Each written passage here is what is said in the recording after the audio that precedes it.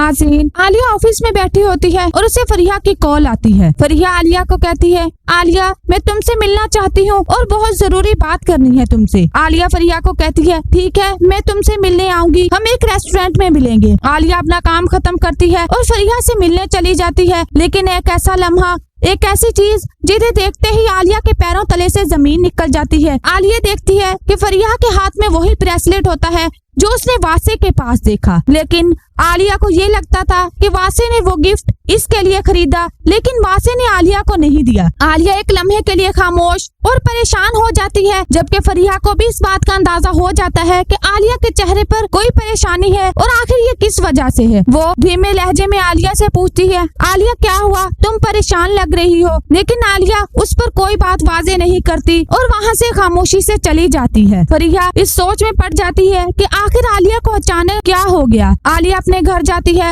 और पूरे कमरे की तलाशी लेती है और इस गिफ्ट को ढूंढने की कोशिश करती है, लेकिन सब बेसुध, क्योंकि वो गिफ्ट उस कमरे में होता ही नहीं है। आलिया थक हार कर बैठ जाती है और इसे इस बात का अंदाजा हो जाता है कि वो गिफ्ट फरिया के पास ही है और आखिर वासे ने वो गिफ्ट उसकी दोस्त को क्यों दिया।